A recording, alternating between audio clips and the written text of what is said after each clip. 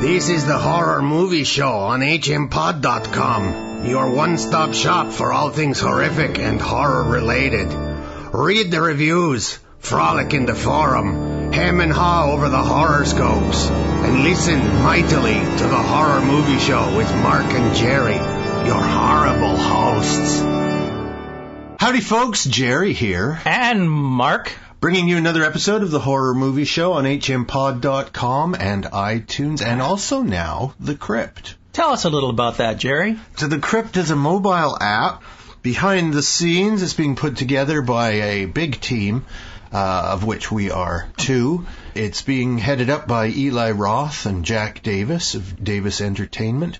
So Eli Roth, I mean, wow, he's big noise in the horror game. Mm-hmm. If anybody is interested, any would-be filmmakers are interested out there, you download the mobile app, The Crypt. It's currently available for the iPhone, but coming for That's Android right. too. Coming for Android in the not-too-distant future.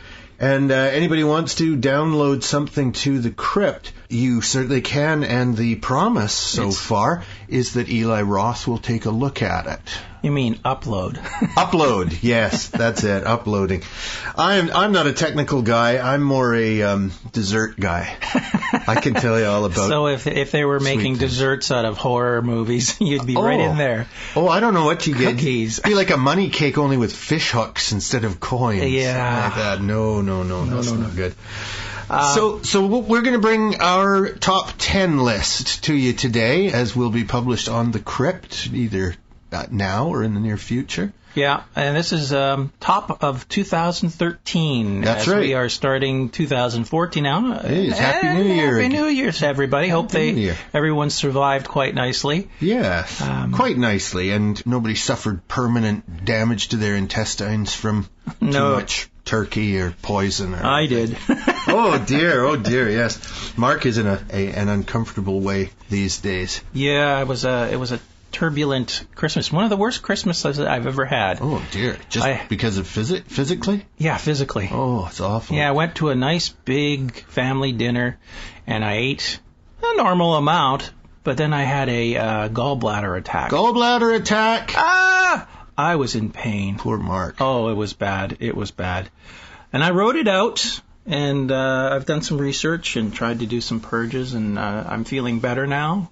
But I didn't know what the heck to do at that point. I think listeners might be interested to know that I will be removing Mark's gallbladder in a later episode. We're going to record the whole thing.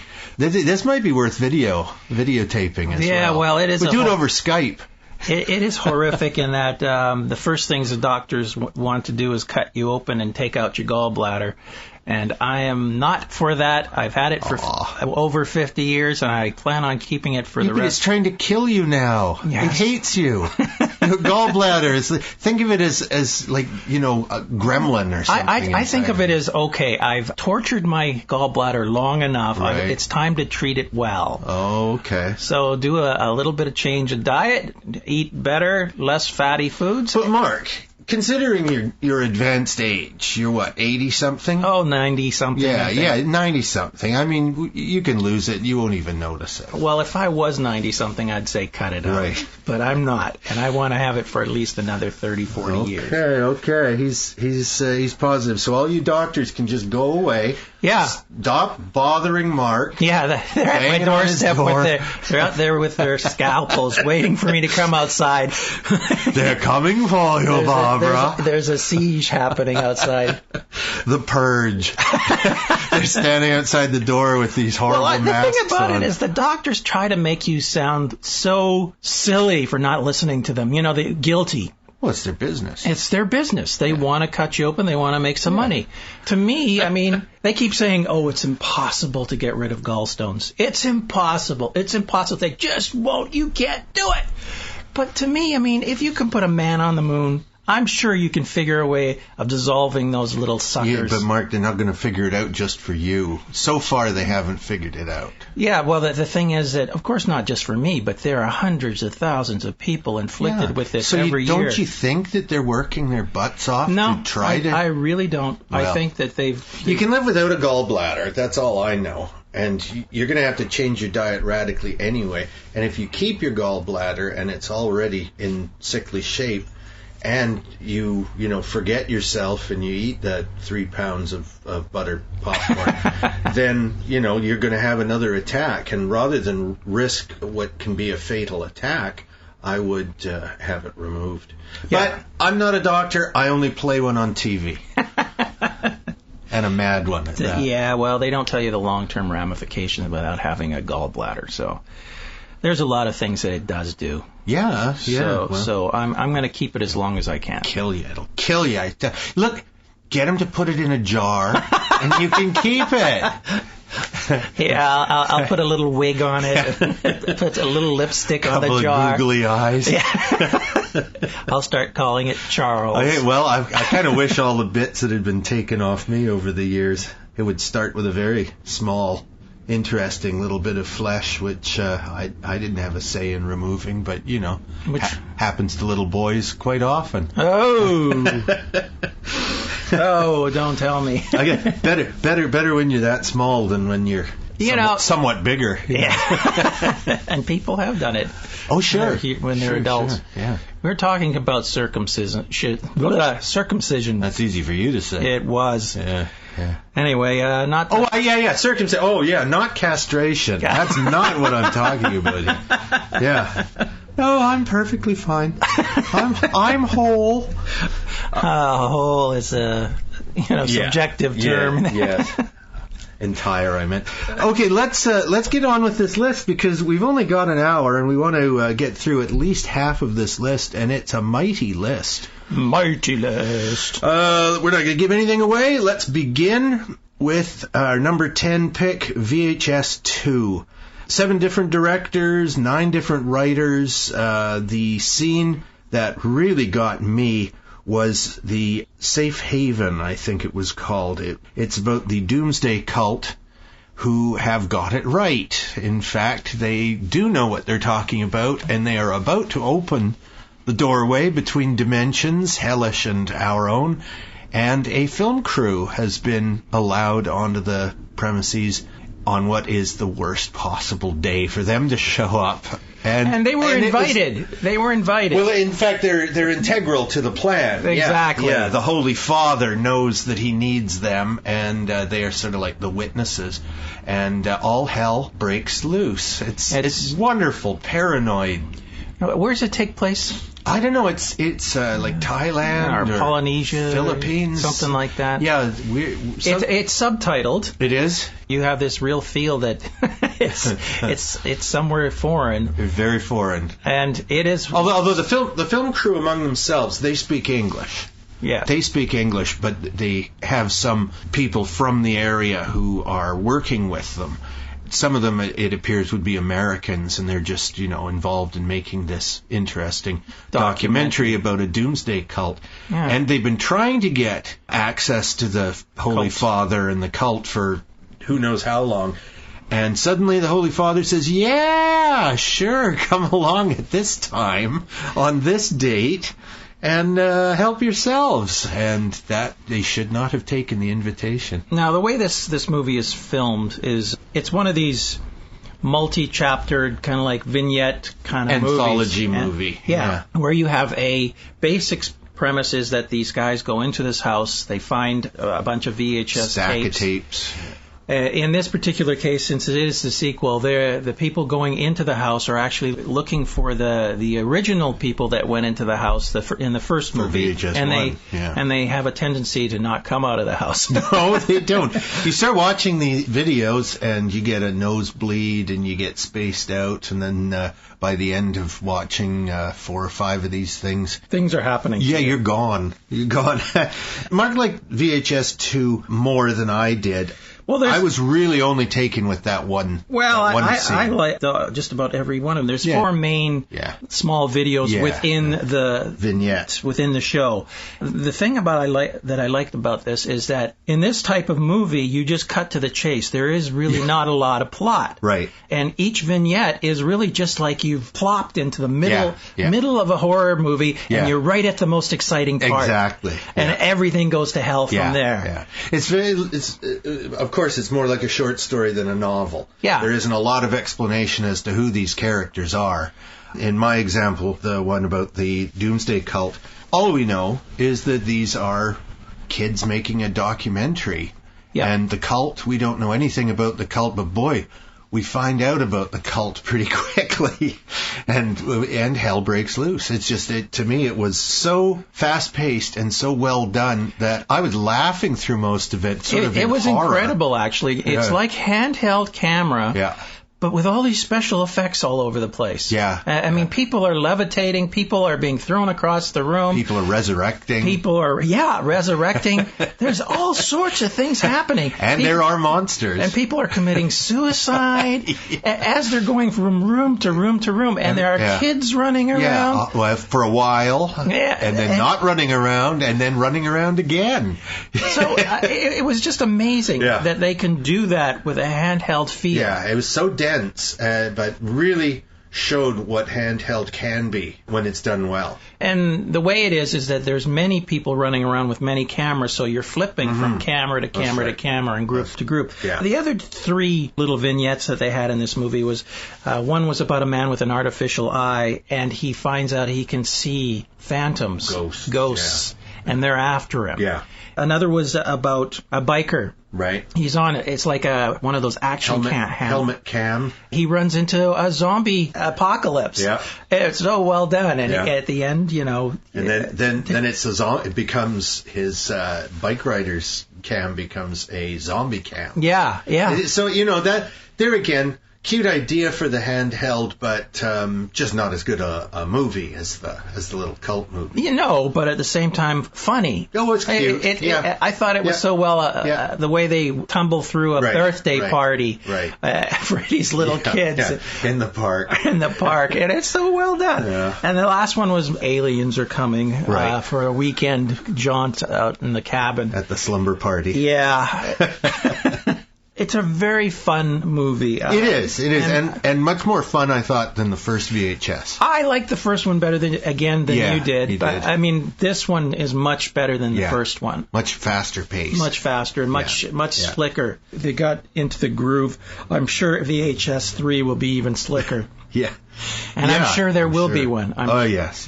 They brought them out like one last year and one this year. Yep. I mean, it was very quick succession. Absolutely. Between the movies. Well, I don't know if they're planning these movies and then making the films, or whether they're just like finding some good short films and saying, well, this fits. Because any movie will fit. Of course. They just have to rough it up a little bit, make it look at the beginning like it's on a VHS tape. Yeah. Other than that, these things look like they're filmed on mobile cameras. Yeah. Yeah, I mean... Not high tech.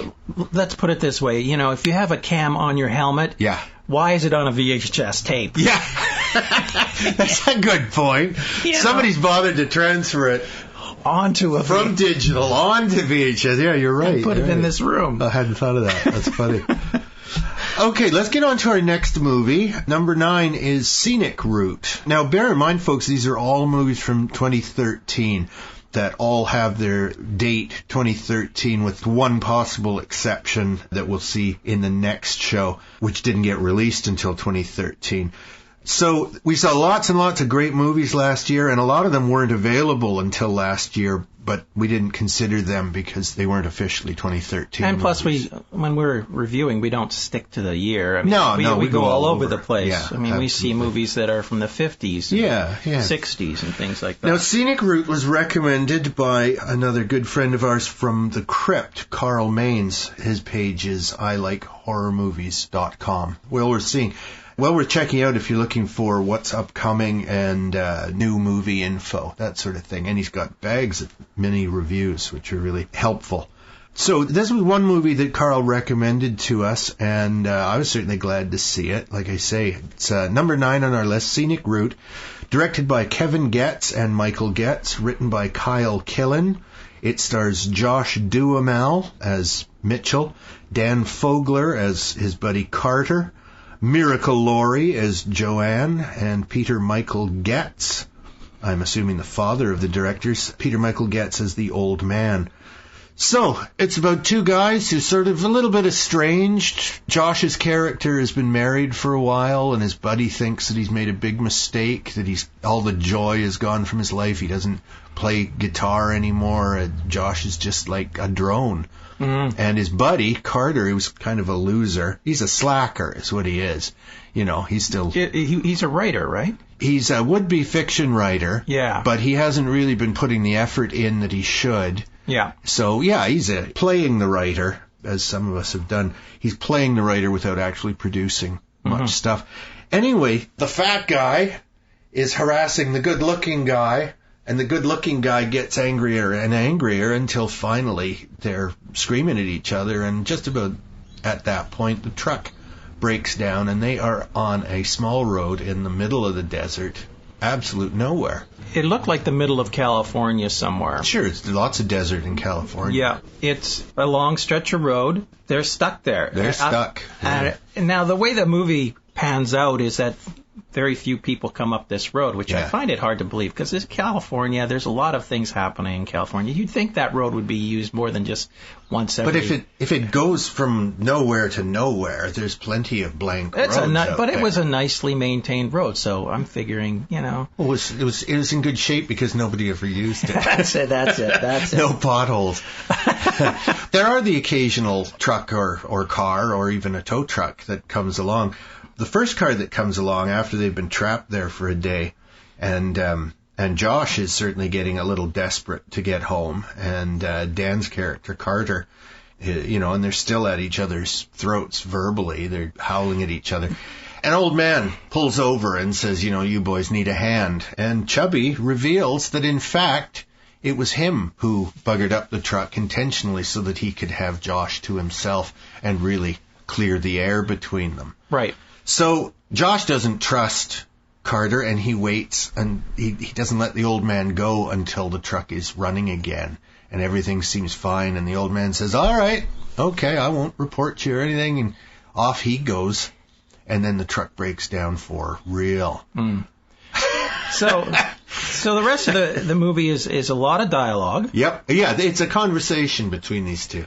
And there's a lot of love-hate happening. Yeah. And each one of them has good pros and cons to why they are the way they are. Mm-hmm. Their criticisms of each other are, it's like that telling the truth can be very painful. And at first they always deny, and then there's some sort of acceptance once they have time to think about it. Right. What I found about this movie is it's obviously dialogue-driven, very intelligent. There was certain things that happened that I kind of like said, okay, this is a plot point. Right. Or they did this. Something's going to happen because of that later on. And I was coming to expect certain things, which to me took away from the movie because I was thinking too much. Okay. I wasn't just in the moment. Right. Because they gave you a lot of time to think. Right. Because there was a lot of slow scenes where it's just them in the desert doing nothing. Right. Yes. So you had a lot of time to think. Maybe burying themselves in the dirt to stay warm. At night. Yeah. I knew that as soon as he started digging a hole, I figured something's going to happen. Yes. It's going to be some sort of trigger for the other guy. Yeah, and it turns out it was. And the way that it progresses, the bad luck with all the different people that come down that road and they keep missing them. Mm-hmm. It's like the world is against them. Yes, yeah. And at the end, the whole idea of, what's reality at this point? Right. Obviously, if you're in the desert and you're starving for water and things like that, you're going to start hallucinating, especially if you start eating the cactuses or drinking the radiator water. And stuff like that. So Josh actually, the very first night, he guzzles the windshield washer fluid, and this is the horrible thing. His buddy knows at this point that he's the one who sabotaged the truck, so he's trying to get Josh not to drink this stuff, and it's making Josh sick, but he drinks it anyway because he thinks they are genuinely trapped, so he wants to get the moisture. And his friend is like, hey, Jesus, we're only here overnight, don't drink it. But he won't tell his friend that, in fact, they could drive away anytime they want. But rotten old truck, he fixes it the one time, and then it breaks down again for real. Yeah. And I think the reason why we have it on our top 10 is the fact that it was a really interesting Very dialogue. smart dialogue. And at the end, you really didn't know. It's the sort of twist at the end that you would expect from M. Night Shyamalan on a good day. Yeah, on a good day, yeah. Yeah, he hasn't been able to do that because we're all expecting these twists from him. But this is like a real literary O. Henry short story twist where you just, holy moly, didn't see that coming. Or if you did see it coming, you hoped it wasn't coming. Yeah. But whatever the hell happens at the end, it's absolutely terrifying. And it's nice to see a smaller movie because, this isn't a big budget movie. No, not at all. And it could have been a stage play. Yeah. I mean, it's almost all dialogue between these two guys. That's true. It could have been a stage play very easily. Yeah. And maybe it was. I don't know. Really well done. It is. It sure is. Our next movie is, I've been seeing this one on a lot of people's list. I was really impressed with it. Number 8, We Are What We Are, directed by Jim Mickle, written by Mickle, Nick D'Amici, and Jorge Michel Grau. Stars Julia Garner as Rose Parker, Amber Childers as her sister Iris, Jack Gore as little brother Rory, Bill Sage as Frank Parker, the father, Cassie Wesley DePaiva as the mum Emma Parker, Kelly McGillis. She's showing up in a lot of horror movies these days, Kelly McGillis. She was considered a great beauty back in the days of Top Gun. Top Gun, yeah. And now she's kind of a big, scary woman. Big, lumbering, middle-aged woman, yeah. Maybe that's why they like her for the scary movies. Yeah. Michael Parks plays Doc Barrow. You don't see a lot of him. And Kill Bill, man. That's right. And Larry Fessenden, the great Larry Fessenden, who makes it into a couple of our top 10 movies. He plays the bearded tenant. So this movie is sort of a hillbilly horror. It's a remake of a Mexican movie. Of a Mexican movie, which I still haven't seen. I want to see it. I've heard that both movies are very good, but certainly this is an example where the American remake is a good remake. It was worth making. They didn't go over commercial. They didn't even go big budget on the thing. No. So I imagine that probably quite a similarity between this and the Mexican original. I think its biggest problem is it's the title of the movie is such a bland title that you don't really remember it. We are what we are. Yeah, it's like, if you were to go up to anybody and say, can you tell me what you think this movie's about? Right. It's such a bland Popeye. Title. Yeah. It's a documentary about Popeye. We is what we is. Yeah. Or it's a Frank Zappa thing. You are what you is. Yeah, that's right. It doesn't tell you anything about the movie, which, not to give too much away, has to do with a family that has, for at least a few generations, their own culinary habit, which involves basically murdering hitchhikers and cooking them. And having a good meal. Yes. As cannibals have always done through history, these people are not simply eating humans for food. They're doing it in a ritualistic way. Mm-hmm. And they've built it up so that it has sort of religious overtones. And that, of course, is totally insane. But that's what happens. But that's what's happened in this family, and they've got somebody's old book, and they're pretty much treating it as if it's a Bible. Yeah, very much so. And it's just like the crazy ramblings of some old great aunt who managed to survive while her dad was feeding them the rest of the family. Yeah. It starts off, you get a little bit of the background of the family through the movie. Yeah. And you find out... flashbacks. Yeah, you find out that when they're actually settling the area, the family's coming through, and they happen to be coming through in midwinter. Yes. And and there's a huge snowfall, and they're running out of food. They're out of food. Yeah. There's a extended family there, brothers and sisters and their families. Yeah. So one of the brothers goes off ahead with his family to find food. The brother of the main family decides, hey, I'm going to follow them and see what happens. Yeah. And he comes back with food. Right.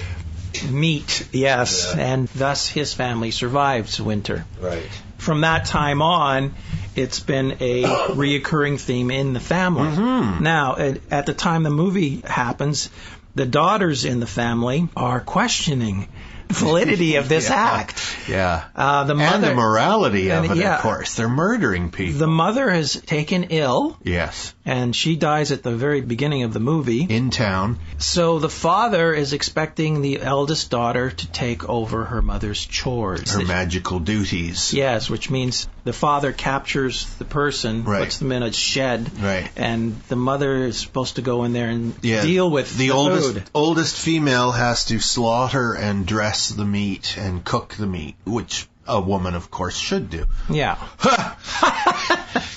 Up till... Don't agree with me on that one, Mark. We'll be stoned. Well, my mom agrees with that, and I agree with my mom. Oh, man. It has a dark sense of humor, but the humor is so dry that it's hard to spot it. But I thought this was very stylish, very, very entertaining. Even though it gives an impression of being quite a slow movie. It is. I didn't find it dull at any point. No. It's fascinating. That's what it was. It was a fascinating movie. I liked it because of the pacing. It's not a slasher movie. Oh, hell no. It's more of a coming-to-terms movie, a rebellious movie in that the daughter so desperately wants to get out of the family. Yeah. She doesn't want to take over her mother's chores, but she feels so obligated to her father. But it's the younger daughter who's more the revolutionary than the older daughter. Yeah. The older daughter is more accepting, and you get the idea that if it wasn't for the younger daughter, that would be it. They would just continue. And of course, eating human brains and so on has been spreading this prion disease through the family, so that the father is shaking with what appears to be Parkinson's. This is what killed the mother. Eventually, the prion destroys enough brain matter that you die. Sort of like artificial sweeteners. I suppose, yeah. Yeah, they should have stuck with that. It's really the story of the daughters. Yes. Because the older daughter has met a boy in town. Right. And she knows that she's never going to have a normal life. No. She wants to get away and go away with this boy so desperately. And the younger daughter is kind of urging her to do that because there is no good. And the youngest... No, the chain has to be broken. And the youngest son, Rory, who has no idea what's going on. No.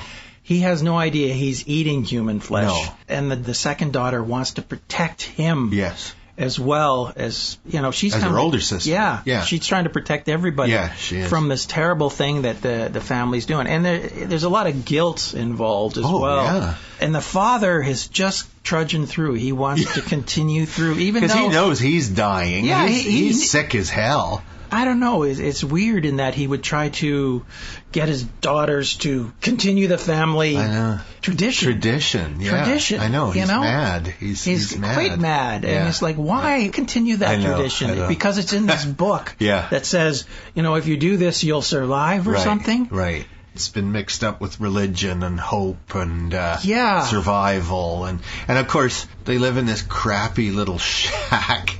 And, and they keep to themselves, obviously. Oh, yes. Because they don't want to be discovered. Yes. The sheriff... there are bones that have washed down the sheriff is kind of like investigating, and he's coming close to the truth because he notices this guy shaking all the time, and he's reading about cannibalism and all this stuff. So...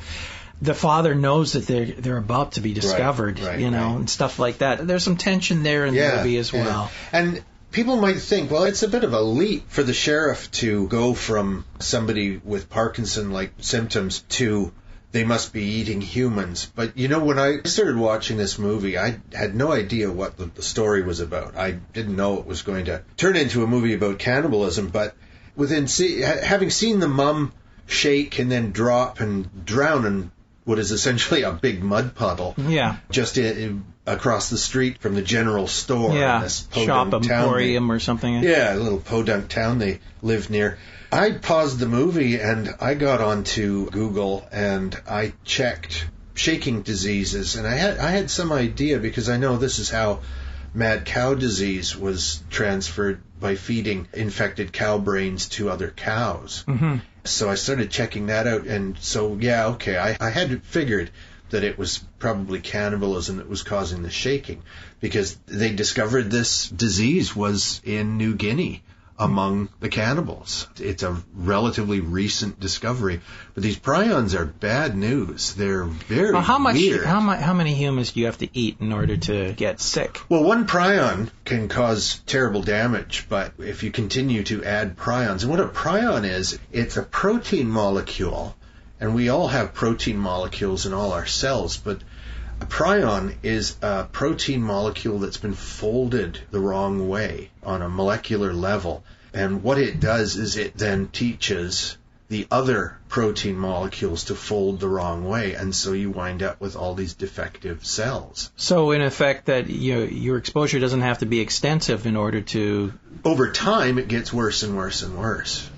But if you keep taking in more and more prions, then of course it's going to be more rapid. But eventually, your brain just stops working. But we can eat other animal brains. Well, you don't want a prion regardless. It's very bad. If you ate a cow brain that was infected... Isn't it a delicacy in some places, brain? Oh, yeah, sure, people eat brains, but you want to make sure that the cow didn't die shaking and weeping.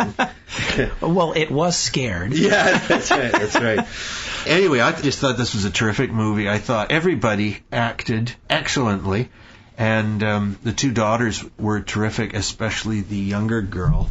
Rose, isn't she? It's a while since I watched the movie. There's Rose and there's Iris. They've got flower names. Yeah. Whichever one of those, Julia Garner or Amber Childers, whoever played the younger daughter, just carries this movie, I thought. Yeah. With strong support, but she's really the main character. Yeah, she's the one with the backbone. The blonde girl. Yeah, she is. She's terrific.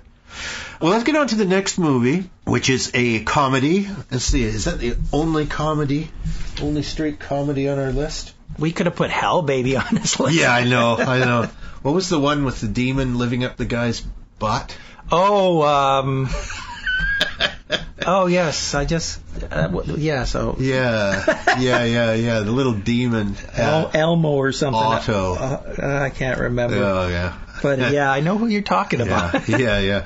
Okay, our next movie, number 7, is The World's End, directed by Edgar Wright, written by Wright and his buddy Simon Pegg, who stars in it as Gary King. So Simon, usual cast of movies for a Simon Pegg movie, Nick Frost, Martin Freeman, Paddy Considine, and Eddie Marsan. They play the 5 buddies who had a falling out after high school, essentially. They're English, so they don't have the same system of schools that we do in North America. They're very weird, the English. And Pierce should be dealt with. Yeah, that's right. And Pierce Brosnan also has a role. This was the funniest horror movie I saw last year, and I think the best thing that Simon Pegg has made since Shaun of the Dead. Right. I thought it was much better than the cop movie. Hot Fuzz, yeah. I thought this was much funnier.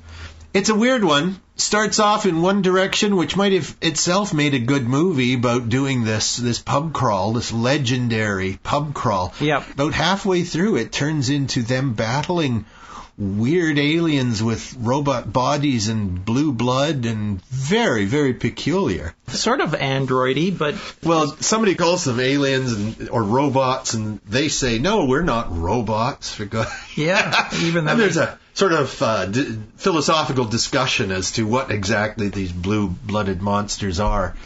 The group of people are trying to recapture at least Simon Pegg is trying to get his group of friends back to recreate a pub crawl that they attempted when they were right out of school. And failed miserably. Yeah, I think they made it to the 7th pub or something like that out of 12 or whatever. 10, I think, yeah. The Golden Mile, it's called, yeah. So this small little town is this tiny little thing's supposed to have like 10 pubs in it. Oh, I can believe it, Mark. I've been to tiny little English towns, and pubs are like the main point of English towns. I read a little background, and they said the place that they were in doesn't have 10 pubs. Didn't have them? No. Oh, okay. They had to make them up. Well, it was funny, too, of course, because one of the points that they make early on about English pubs is that they've all been taken over by corporations.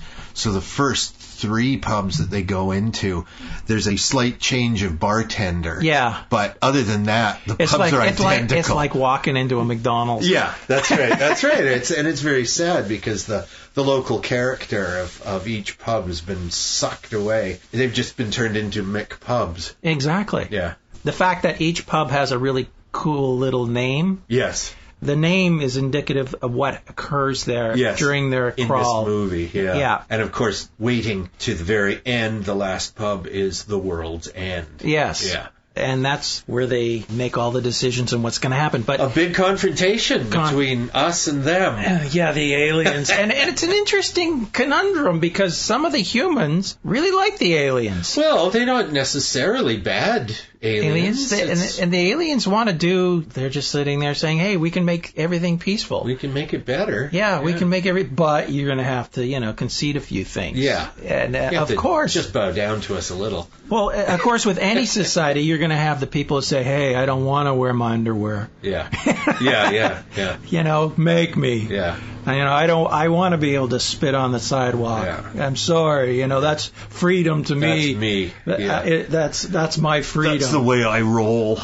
You can set up a utopia that is perfect, that everyone's healthy, everyone has access to doctors, everyone has enough food, everyone is happily employed and doing whatever they want. That's Canada. But there's going to be always people around that's going to say, this isn't good enough. I want to do this. Yeah. I think it has even more to do with people just being greedy, that I want a little bit more than everybody else. Well, there is that. But there are the other contingency of people just don't want to act the way anyone else is acting. Antisocial swine. Exactly. Yeah, you're always going to have that. You're going to always have people that say, if you make a law, I'm not going to like it. I'm against it. No matter what it is, it's a law and I'm against it. Right. And I've known people like this. I know lots of people like this. Now you're sounding like Groucho Marx in Horse Feather. I'm not like that at all. Whatever it is, I'm against it. Yeah. And that's the thing. I mean, you'll always have these people. And to me, if you're that type of person, then don't go where there's a bunch of laws. Go somewhere where there are no laws. Like where? Well, to a small island somewhere in the middle of the Pacific. As far as I'm concerned, you can live on a beach and you can wear whatever you want, say whatever you want. There you go. Okay, Mark is organizing a trip to the island of Fredonia. Yeah, exactly. Now, I'm just saying, if you don't like a lot of laws, then don't go where there are a lot of laws. Go somewhere else. Yeah. I don't know. Don't expect everyone to change for you. But I don't think there is anywhere in the world you could go today, short of getting a backpack and walking off north. Oh, yeah. There's lots of room in BC. Yeah. However, your average whiner isn't going to be off to live in a lean-to by themselves for the next 30 years. Are there hermits? Are there still hermits out there? I suppose. I'm sure there are. Most of them are living on the city streets. There are people out there that have their cabin. They do their hunting. They're up north and they don't go anywhere. They just stay there and they survive off the wilds. And then once in a while they come into town and trade. Civilization is just too all-encompassing now. There's probably not too many addresses in the world you could find where a government official wouldn't come bothering you at some point. And then you got to kill him and cook him and eat him. Just don't eat the brains. Just don't eat the brains. Avoid the prions. So the world's end. I'm a bit of an Anglophile, and I just like the notion of a good English pub crawl.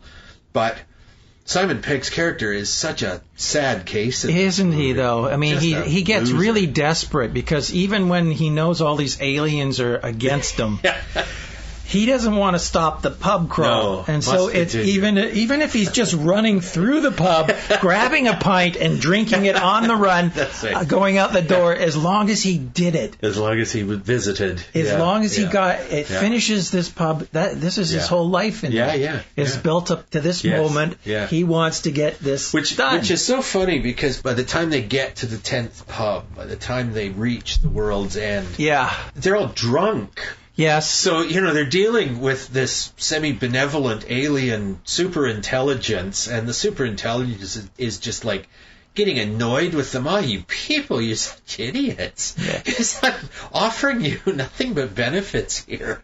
You're just an idiot. It's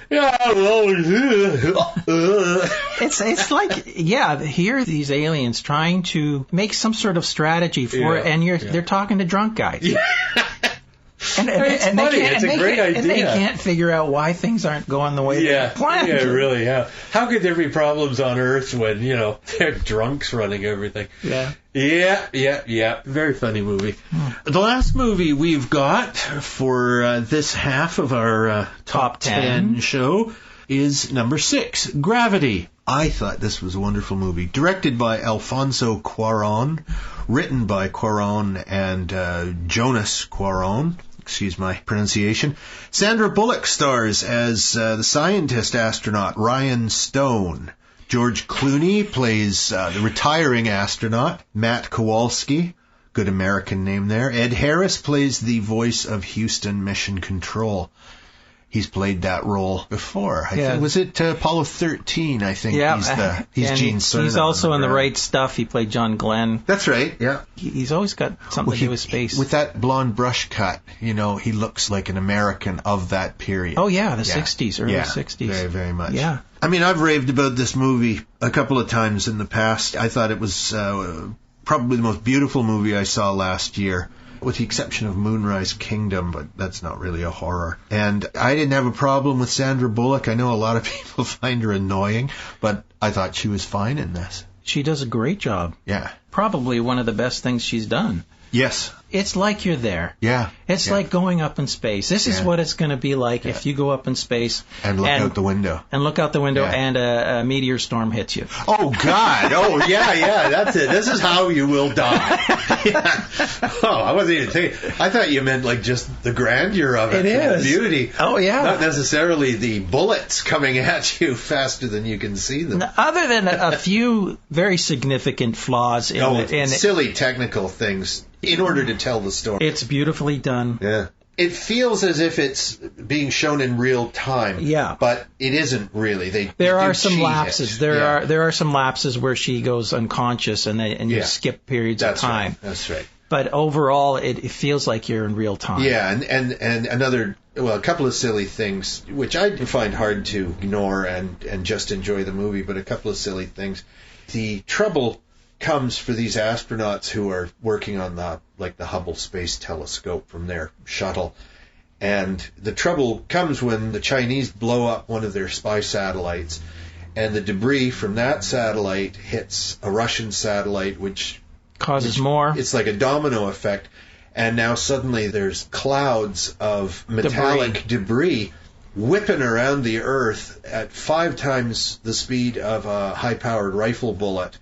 And anything they hit is just going to be destroyed. Unfortunately, of course, it's the same orbit as they are in. It's the same orbit that everything is Seems to be, which is kind of silly.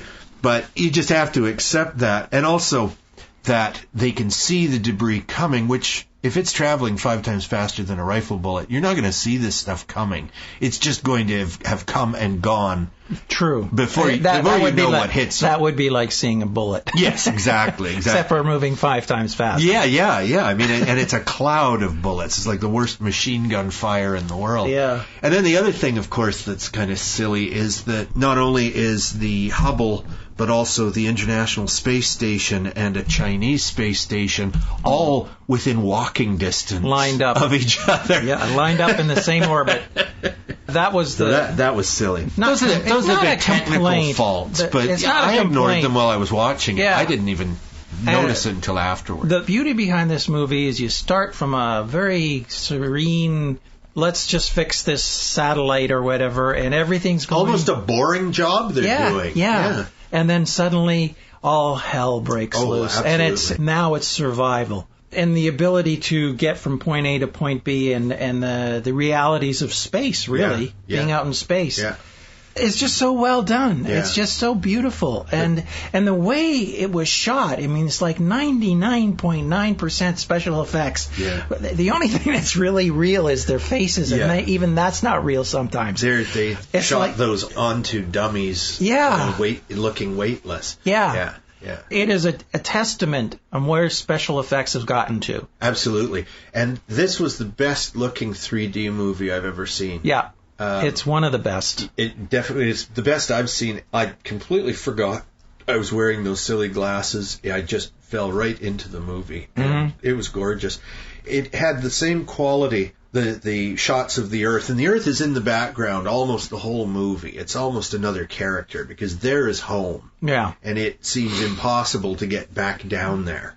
And it's not quite taunting, but it's there, and it might as well just be a steel wall between her and It's just so frustrating, too, because, I mean, there's the Earth, and you wonder, if I had a parachute, why can't I just fall down? Right. But the problem is, and I think this is the problem with entering the Earth's atmosphere, is the fact that since there's no atmosphere to start with, you are accelerating at such a speed that by the time you hit atmosphere, you're going to burn up because you are going so much faster than you should be going. It's the friction. It's the friction when the atmosphere starts thickening and you are going way too fast. There's no way of slowing yourself down. Yeah.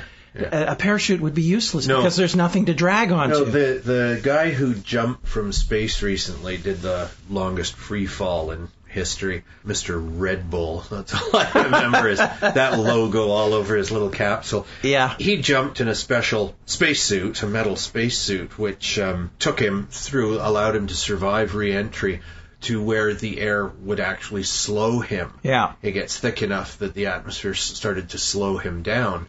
But pretty bizarre because a big chunk of rock will burn up in the atmosphere. It also, of course, depends on the angle you enter. If you come in from the side, you're traveling through a lot more atmosphere. You can also, and I think they mentioned this in the movie, you can also skip off the atmosphere the way a rock will skip off the top of a surface of water. Yep. And, then you're headed in the wrong direction again. I watched a documentary just recently. I believe it was National Geographic. It was all about Virgin Air's Galaxy plane, the one that's going to go up in space, and the testing they're doing. Right. And they developed a plane that is like a kite.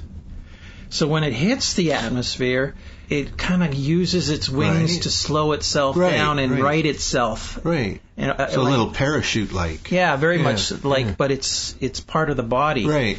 And it was really fascinating because that was one of the things that they had to overcome is how do you get back into the atmosphere without burning up? Yeah. That was the problem with the shuttle is that the maintenance on that would be so high, all these tiles and all it's crazy. It would be way too expensive. So they have to develop a system that is more natural flowing with how things kind of like settle into the atmosphere. Right. And they're doing it. Right. It's really cool. It is. The shuttle obviously had a lot of terrible problems. It killed 2 whole crews. You consider the Apollo moon rockets. Nobody died in space in those. No. In fact, Apollo 13 proved the redundant systems and so on did work. But a crew died on the ground in Apollo. A fire on the top of the rocket killed 3 men. Turns out that the inside had very flammable materials. Oxygen. And they were pumping it full of oxygen, so when a spark from bad wiring went off, they just burst into flames and died horribly. Yeah, you couldn't die more nastily in space. It's a great bit of acting from Sandra Bullock, and also I thought George Clooney hit all the right notes as the veteran astronaut. Still giving advice to the Sandra Bullock character even after he's dead. Yeah. which I thought was beautifully done. That was a weird sequence, and because everybody was hoping that George had survived somehow. Yes. And but we all know just the fact that he pretty much knocks and opens the door and steps in, right. She's dying at that point, you know. She's oxygen deprived. Deprivation, Yeah. Okay, well, I think we're going to leave it there, folks. I might mention a couple of honorable mentions that we did not include. Maybe we'll discuss these more later on. Aftershock, the movie with Eli Roth and a bunch of tourists in South America. And it's just one thing after the other. That movie really tickled me. Yeah. That was 2012 movie, as was American Mary, which was shot here in Vancouver, written and directed by the Soska sisters, and starring Catherine Isabelle as the American Mary herself, Mary Mason. Room 237, probably the strangest documentary I've seen in a few years. It's oddball notions of what The Shining, Stanley Kubrick's version of Yeah. The Shining, is really all about. Yeah. It like with anything, I mean, you have enough people that watch something and are fans, they'll start inventing all sorts of things. They're fans, but maybe they're also a little peculiar. Yeah, they're a little bit kooky. A little kooky. But Kooky is good, yeah. So, yeah, it's an interesting portrayal of fanatics. Yes. Yeah, That's what it is. That is it. Also, honorable mention, The Seasoning House, which was a very nasty little revenge movie. House of Bad, that was a 2013 movie directed by Jim Towns, written by Towns and Scott Frizzell. I thought that was good. About three sisters coming to terms with their father's hideous brutality when they were younger. Mm-hmm. Byzantium, a 2012 movie directed by Neil Jordan. Here's one that was a play written by Moira Buffini. It was based on her play. And this, again, is about a couple of family members who are vampires and how they live their lives. Yeah. There's a couple movies out like that are more like... Let the Right One In. Yeah. That being one of them. It takes the position that vampires are real. And how would they really live how in would today's, they operate? In today's society? Yeah. Not being fantastical or mystical, or just That's right. everyday life of a vampire That's if right. they really existed. That's right. Yeah, no, it's very well done.